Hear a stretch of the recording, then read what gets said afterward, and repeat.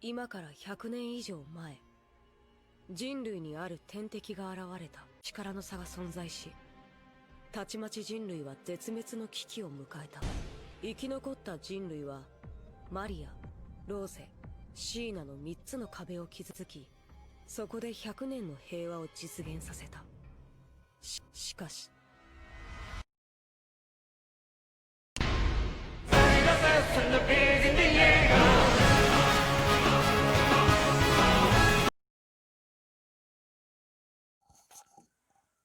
Anime ini diawali dengan menunjukkan sebuah raksasa yang tingginya melebihi dinding, dan para penduduk yang melihatnya pun terkejut dan ketakutan. Scene pun berpindah menunjukkan para pasukan pengintai yang sedang menjalankan misi di luar dinding. Mereka sedang melawan satu raksasa. Sebagai informasi, pasukan pengintai adalah pasukan yang tugasnya mencari wilayah baru yang aman di luar dinding serta mempelajari tentang apa saja kelemahan raksasa. Lanjut, kemudian pun alur mundur sebelum kejadian munculnya Titan yang tingginya melebihi dinding tadi. Kita ditunjukkan Eren dan Mikasa yang sedang mengumpulkan kayu bakar. Namun, Eren tertidur dan sedang dibangunkan oleh Mikasa. Eren yang terbangun mengeluarkan air mata. Eren merasa sudah bermimpi lama sekali dan dia tidak dapat mengingat mimpinya. Pada saat perjalanan pulang, Eren dan Mikasa bertemu dengan para penjaga gerbang tembok. Para penjaga tersebut nampak sedang mabuk-mabukan. Eren yang melihatnya pun merasa marah dan mengatakan bahwa ia akan bergabung dengan pasukan pengintai. Ia mengatakan bahwa ia tidak sudi hidup damai di dalam tembok, karena hal tersebut sama saja dengan hewan ternak yang menunggu disantap oleh raksasa. Eren pun pergi dari sana. Sesampainya di rumah, Mikasa pun memberitahu kepada ibu Eren bahwa Eren akan bergabung dengan pasukan pengintai. Ibu Eren yang mendengarnya pun melarang Eren, sedangkan ayahnya yang hendak pergi mengatakan bahwa setelah pulang nanti ia akan menunjukkan ruang rahasia yang selama ini dilarang dimasuki oleh Eren. Scene pun berpindah menunjukkan Eren, Mikasa, dan Armin yang tengah asik nongkrong dan membicarakan tentang kehidupan serta impian mereka.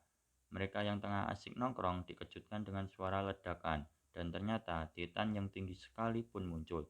Titan tersebut kemudian menjebol dinding tersebut, sehingga membuat para Titan-Titan yang lainnya pun dapat masuk ke wilayah manusia, sehingga para Titan pun memangsa para manusia. Di sini terjadi pembantaian massal yang sangat sadis, dan sekali lagi menunjukkan ketidakberdayaannya manusia. Eren yang mengetahui hal tersebut langsung bergegas berlari ke rumahnya untuk menyelamatkan ibunya. Namun ternyata ibunya sudah tertimpa bangunan. Eren pun berusaha mengeluarkan ibunya, namun ada satu Titan yang mendekat. Ibunya yang mengetahuinya kemudian menyuruh Eren untuk meninggalkannya. Namun Eren menolaknya. Untung saja ada Hannes, yaitu salah satu penjaga dari gerbang tembok yang tadi. Hannes pun kemudian membawa Eren dan Mikasa kabur dari Titan yang mendekatinya. Eren yang dibawa kabur melihat ibunya yang dicopot kepalanya serta dikunyah-kunyah oleh Titan di depan matanya. Darah ibunya pun muncrat kemana-mana seperti sirup. Setelah Eren diselamatkan oleh Hannes, Eren dan Mikasa pun dibawa ke kapal yang hendak menuju ke bagian tembok yang lebih aman. Eren yang dari kapal melihat orang-orang yang dimakan Titan pun merasa menganggap manusia begitu lemah dan hanya bisa menangis. Eren pun dengan kemarahannya bersumpah akan membasmi semua Titan yang ada di luar tembok. Shin pun berpindah menunjukkan ayah Eren yang sedang menaiki kuda dan mengkhawatirkan Eren dan Mikasa, dan tentu saja istrinya tadi yang sudah menjadi cairan sirup. Scene berpindah lagi menunjukkan mimpi Eren yang sedang dipaksa oleh ayahnya. Entahlah apa yang dilakukan oleh ayah Eren di dalam mimpi ini, pokoknya lihat saja ini. Kemudian Eren pun terbangun dari mimpinya. Ia sudah berada di wilayah dinding Ross yang aman. Namun, meski mereka sudah bebas dari para raksasa, Eren dan teman-temannya masih harus bertahan hidup. Dikarenakan persediaan makanan yang ada tidak cukup, karena wilayah umat manusia yang sempit, namun jumlah manusianya yang semakin bertambah. Ditambah lagi, tembok di desa Eren sudah jebol. Hal itu menambah sempit wilayah kekuasaan manusia. Beberapa hari kemudian, untuk menjaga kebutuhan pangan, para pengungsi dikirim untuk mengolah lahan pertanian. Tapi kekurangan pangan tetap tak bisa dihindari. Pemerintah pusat pun meluncurkan ekspedisi untuk mengambil alih tembok Maria yang jebol, dengan memanfaatkan para pengungsi yang terdiri dari 250.000 orang. Namun yang selamat hanya 100 orang. Dengan pengorbanan mereka, meski sedikit, kekurangan pangan pun dapat dihindari. 1 tahun kemudian, Eren, Mikasa, dan Armin bergabung dengan pasukan militer. Mereka berada di unit 104. Di sini muncul karakter-karakter baru, yaitu Jin, Annie, Rainer, Bertolt, Connie, Sasha, Historia, Marco, dan Ymir. Singkat cerita, Eren dan teman-temannya sudah selesai mengikuti pelatihan militer selama 3 tahun. Kemudian, pada saat Eren dan teman-temannya mendapat tugas pertamanya untuk membersihkan meriam yang ada di atas tembok, tiba-tiba muncul Titan kolosal yang menjebolkan dinding desa Eren 5 tahun yang lalu. Eren yang melihatnya pun langsung menyerangnya, namun tiba-tiba Titan tersebut hilang. Dan sialnya, Titan tersebut berhasil menjebol dinding Ross, sehingga membuat para Titan-Titan kecil lainnya berhasil masuk ke dalam wilayah dinding Ross. Mengetahui hal tersebut, pihak militer pun membagi 2 divisi, yaitu divisi pertama yang bertugas untuk mencegah para Titan masuk lebih dalam lagi. Eren dan Armin berada di divisi ini, sedangkan divisi kedua yang bertugas untuk mengawal para penduduk untuk lari ke wilayah dinding Sina. Divisi ini diisi oleh pasukan-pasukan yang sudah elit, pro atau apalah itu, pokoknya pasukan yang GG gitulah. Mikasa termasuk ke dalam pasukan elit ini. Mikasa yang bucin terhadap Eren tentu saja ingin berada satu divisi dengan Eren. Namun Eren menolaknya dan menyuruh Mikasa untuk fokus pada misinya. Kemudian saat Eren sedang melaksanakan misinya bersama teman-temannya, ia melihat salah satu temannya dimakan oleh Titan. Eren yang emosi pun langsung pergi menghampiri Titan tersebut menggunakan manuver 3D-nya. Sebelum lanjut, saya akan menjelaskan terlebih dahulu mengenai apa itu manuver 3D.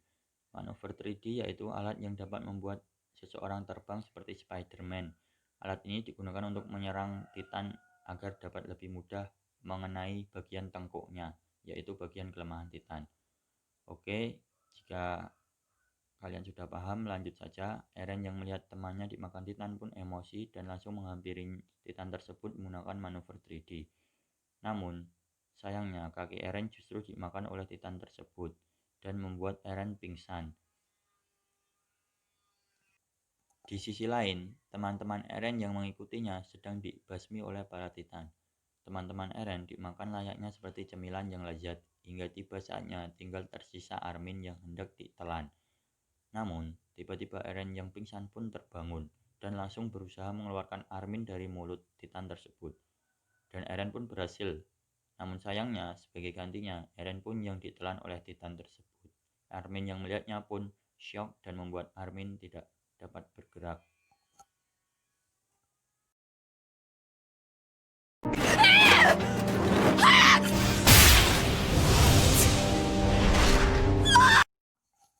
Armin yang melihat Eren dimakan Titan di hadapannya pun syok, sehingga membuat dia tidak bisa bergerak. Beruntungnya, Titan tersebut mengira Armin sudah mati, sehingga Titan itu mengabaikannya. Tak lama kemudian, Regu Connie pun datang ke tempat Armin. Connie menanyakan di mana anggota Regu Armin yang lainnya. Armin yang masih syok pun tidak bisa menjawab dan hanya bisa mengelantur kayak orang gila. Sedangkan Ymir yang juga ada di situ pun sudah menyadari bahwa Regu Armin sudah dibantai oleh para Titan. Ymir mengatakan mungkin Armin hanya dapat melihat teman-temannya dibantai karena dia lemah. Dan Ymir mengatakan bahwa Eren dan yang lainnya tak pantas mati. Connie yang mendengarnya pun marah kepada Ymir, namun untung saja dilerai oleh Historia yang juga ada di sana.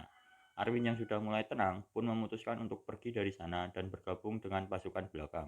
Shin pun berpindah menunjukkan Mikasa yang sedang melaksanakan misi. Di sini Mikasa belum mengetahui bahwa Eren sudah mati. Setelah selesai dengan misinya, Mikasa pergi ke tempat Eren menjalankan misi. Sesampainya di sana, Mikasa bertanya pada Armin, di mana Eren sekarang? Armin pun mengatakan bahwa regu mereka telah gugur dalam melaksanakan tugasnya. Armin pun meminta maaf pada Mikasa. Mikasa pun menenangkan Armin. Mikasa pun berkata bahwa sekarang lebih baik kita memikirkan bagaimana cara kita pergi ke tempat yang lebih aman. Mikasa pun pergi dengan manuver 3D. Dia berniat melawan para Titan sendirian. Walaupun Mikasa tadi menenangkan Armin, namun menurut saya sebenarnya Mikasa di sini berniat untuk bunuh diri dengan cara menghampiri para Titan. Saat terbang menggunakan manuver 3D-nya, tiba-tiba gas pada manuver 3D yang digunakan pada Mikasa habis. Sebagai informasi, manuver 3D menggunakan tenaga gas untuk terbang. Mikasa pun terjatuh di kerumunan para Titan, sedangkan teman-teman yang mengikuti Mikasa pun sedang disantap oleh para Titan. Teman-teman Mikasa pun hanya bisa melihat temannya disantap oleh para Titan. Shin pun kembali menunjukkan Mikasa yang sedang diserang Titan. Mikasa di sini sudah berniat pasrah untuk dimakan Titan karena dia merasa untuk apa hidup jika Eren mati. Namun karena insting bertahan hidupnya, Mikasa tiba-tiba menghindari Titan tersebut dan saat Mikasa didekati oleh Titan, tiba-tiba muncul Titan lain yang memukul Titan yang hendak memakan Mikasa. Titan tersebut tampak memiliki akal dan tidak tertarik pada manusia. Titan tersebut hanyalah menyerang Titan lainnya. Mikasa pun langsung dibawa naik ke atap oleh Armin. Dari atap bangunan, Mikasa, Armin, dan Connie melihat Titan yang menyerang Titan lainnya. Armin yang melihatnya pun ingin mencoba memanfaatkan Titan tersebut dengan membawa Titan tersebut ke markas agar Titan tersebut dapat membunuh Titan yang ada di sana. Singkat cerita, Titan tersebut berhasil dipancing ke markas dan sesuai dengan rencana Armin, Titan tersebut pun menyerang para Titan yang ada di markas sehingga para prajurit yang terjebak di dalamnya dapat kabur dari sana. Namun, di sana Mikasa dan lainnya masih berada di atap bangunan dan melihat Titan yang bertarung melawan Titan lainnya. Titan tersebut nampak sedang dimakan oleh Titan lainnya. Rainer pun menyarankan untuk membantu mengalahkan Titan lainnya agar Titan tersebut dapat selamat dan dapat mengungkapkan misteri aneh dari Titan yang menyerang Titan lainnya. Namun, Titan tersebut tiba-tiba marah karena melihat Titan yang memakan Thomas dan Titan tersebut pun membasmi para Titan lainnya yang ada di sana. Dan tiba-tiba Titan tersebut jatuh karena kehabisan tenaga.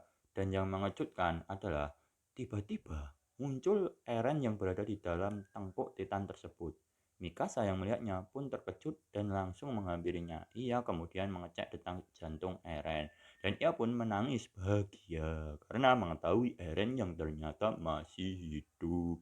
Di sini sangat ironi ya guys.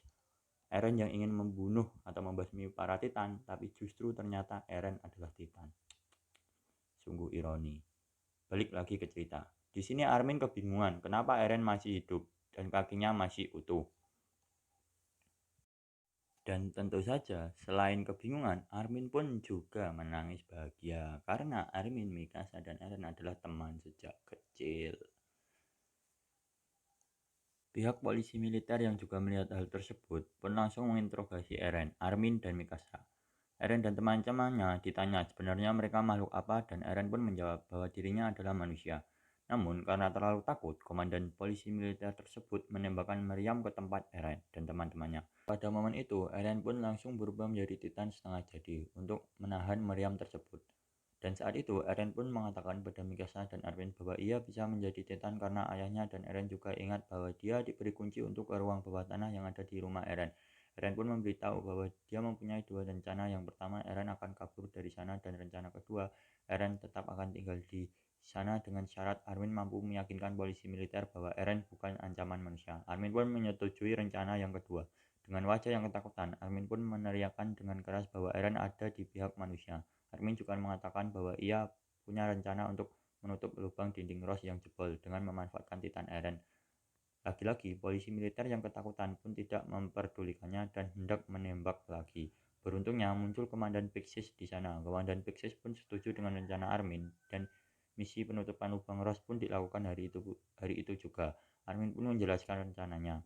Armin mengatakan bahwa Eren akan berubah menjadi Titan dan mengangkat batu besar yang kemudian akan diletakkan di lubang dinding. Namun saat Eren berubah menjadi Titan, pasti akan ada Titan-Titan lainnya yang menyerang. Disinilah tugas para pasukan untuk mengalihkan perhatian Titan saat Eren akan menyumbat lubang yang ada pada dinding Ross. Singkatnya, operasi penutupan lubang pun dimulai. Namun, saat Eren berubah menjadi Titan, ia pun justru kehilangan akal dan malah menyerang Mikasa. Armin, yang mengetahui hal tersebut, pun langsung pergi menghampiri Titan Eren. Armin pun langsung menceramai Eren dan singkatnya Armin berhasil menyadarkan Eren dan Eren pun mulai mengangkat batu untuk menutup lubang dinding. Dan boom, lubang dinding pun berhasil ditutup dan ini adalah kemenangan pertama umat manusia melawan para Titan. Namun sebagai gantinya banyak korban yang berjatuhan dalam memperoleh kemenangan tersebut. Dan oke, untuk rangkumannya sampai di sini dulu ya guys. Untuk lanjutannya akan saya upload di part kedua karena takut durasinya terlalu panjang dan kuota kalian tidak cukup. Kasihan emak kalian beliin kuota buat kalian, cuman kalian habisin buat nonton channel gak jelas ini. Jadi makasih yang udah nonton, dan yang akan menonton juga makasih. Ya gitu deh pokoknya. Udah, sampai jumpa di part 2. Itu pun kalau aku bisa ngerangkumnya, soalnya bingung saya ngerangkumnya itu. Oke, dadah.